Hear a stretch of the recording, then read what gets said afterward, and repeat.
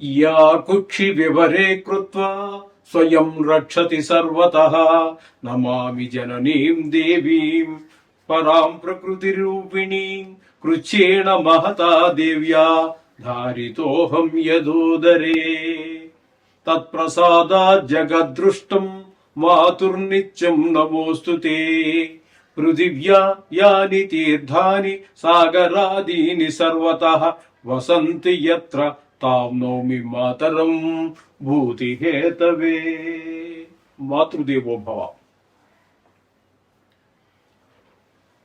July నెల 2026 సంవత్సరం గోచార ఫలితాలు ఇప్పుడు మనం చెప్పుకోబోతున్నాము.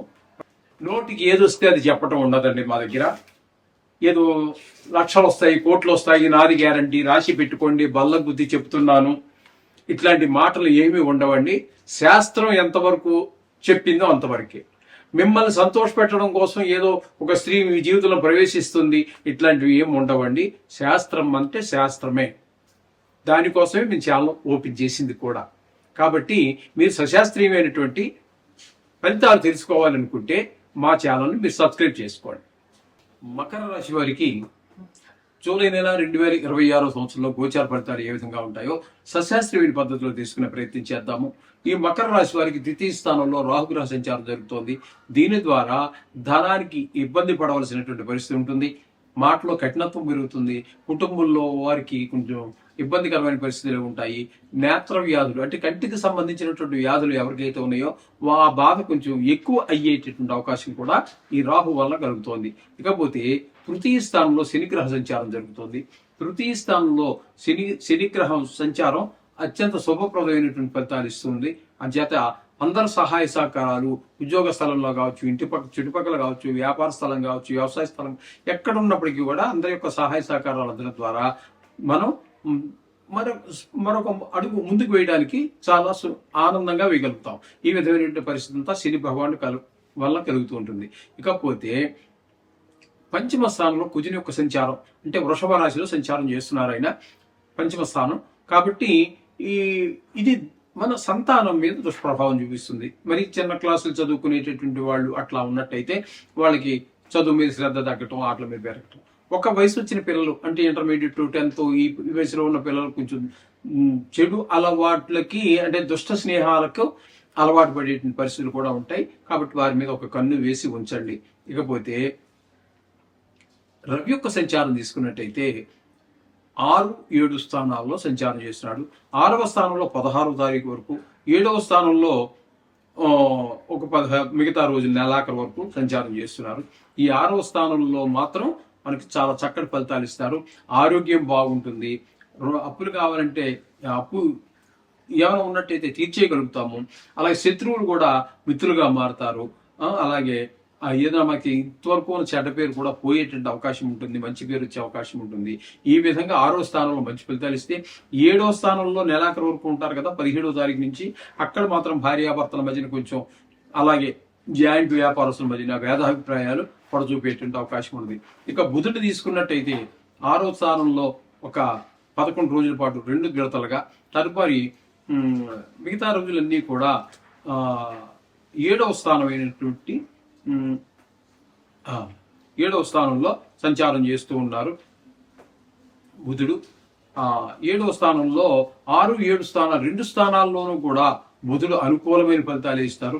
6వ స్థానంలో ఉన్నప్పుడు మంచి ఆరోగ్యము, మంచి పేరు ప్రఖ్యాతులు ఇవన్నీ ఇస్తాడు. 7వ స్థానంలోకి వచ్చిన తర్వాత అక్కడ భార్యాభర్తల మధ్యన మంచి అనుబంధము ఇవన్నీ జరిగే అవకాశం ఉంది. కొంతమందికి పెళ్లి అవ్వాల్సిన వారికి కూడా ఆయన కొంత అవకాశాన్ని కల్పిస్తాడు. 7వ అవకాశం కల్పిస్తాడు. పెళ్ళై ఉన్న వాళ్ళ మధ్యన భార్యాభర్తల మధ్యన అనుబంధం పెరుగుతుంది. ఈ విధమైన ఫలితాన్ని బుధుడిస్తున్నాడు.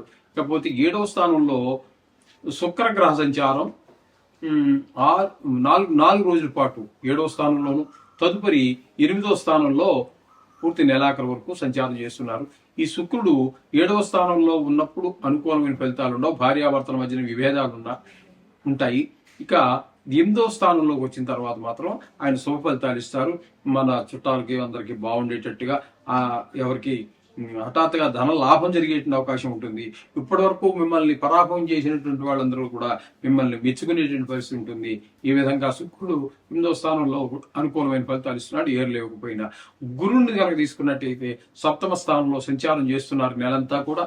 ఇక్కడ దశమ స్థానంలో ఏకాదశి స్థానంలో రాహుగ్రహ సంచారం జరుగుతోందండి. దీన్ని ఏకాదశి స్థానం అంటే లాభస్థానం అంటారు. మీరు ఏ పని మొదలెట్టినప్పటికీ కూడా అందులో మీరు ప్రావీణ్యం సంపాదించగలుగుతారు.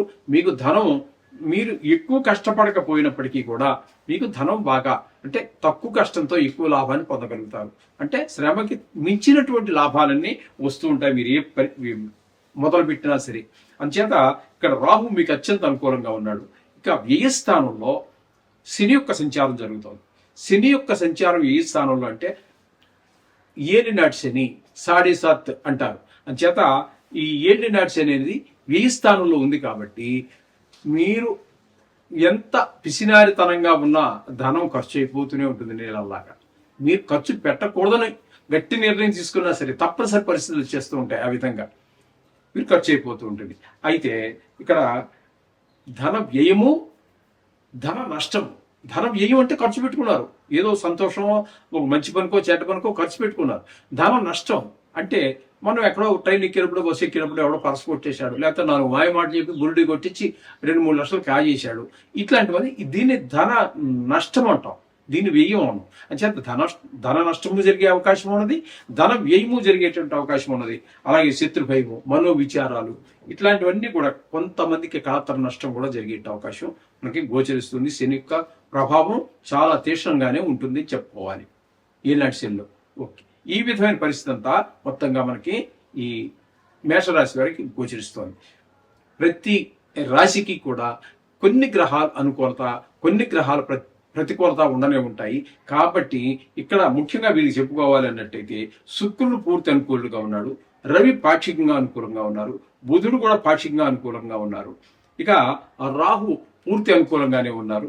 అందుచేత నవగ్రహాలు మనం ఇప్పటి నుంచి 3 సంవత్సరాల నుంచి చెప్పుకుంటూనే ఉంటాము.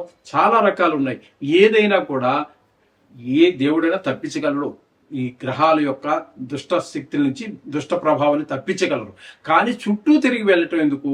ఈ నవగ్రహాలు అనేది కేవలము పూర్తిగా ఈ దోషాలను తొలగించడానికి మంచి చోట్ల, మంచి స్థలంలో గనక ఉన్నట్టయితే, మంచి ప్రదేశంలో గనక ఉన్నట్టయితే ఈ రాశి చక్రంలో మనకి మంచి ఫలితాలు ఇవ్వడానికి, చెడు స్థానంలో ఉంటే చెడు ఫలితాలు ఇవ్వడానికే ఏర్పాటు చేయబడినాయి.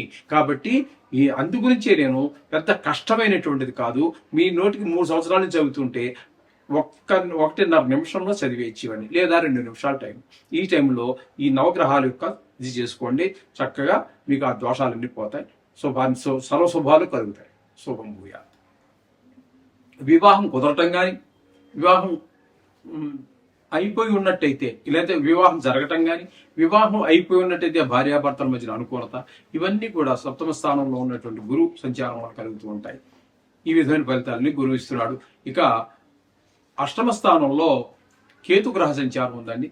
ఈ 8వ స్థానంలో కేతుగ్రహ సంచారం వల్ల మన బంధువర్గంలో కానివ్వండి ఎవరికో ప్రాణాపాయం అయిందని విషయం వినటం, పెద్ద దుఃఖం కలగటం, హఠాత్తుగా ధన నష్టం జరగటం, కలహాలు, పరాభవాలు, అవమానాలు జరిగే అవకాశం అంతా కూడా ఈ 8వ స్థానంలో కేతుగ్రహ సంచారం వల్ల జరుగుతూ ఉన్నాయి. ఈ విధమైన ఫలితాలన్నీ ఉన్నాయి. కాబట్టి ఏదేమైనప్పటికీ కూడా నవగ్రహాన్ని మీరు రోజు ప్రార్థించటం, ఇటువంటి కొన్ని మన కష్టాలను తీర్చడానికి వచ్చేటటువంటి కొన్ని ముఖ్యమైనటువంటి పండుగలు ఏవైతే ఉన్నాయో, అంటే సంకటహర చతుర్థి ఇలాంటివి ఇప్పుడు ఈ నెలలో మనకు జరగబోయేది. ఇక్కడ సంకటహర చతుర్థి ద్వారా చాలా మనం ఆపద నుంచి బయటపడవచ్చు. కాబట్టి ఈ సంకటహర చతుర్థిని కూడా మీరు పాటిస్తే చాలా మంచిది. ఇది సూచనగా భావించండి. సర్వసుఖాలు పొందండి. శుభం భూయాలు.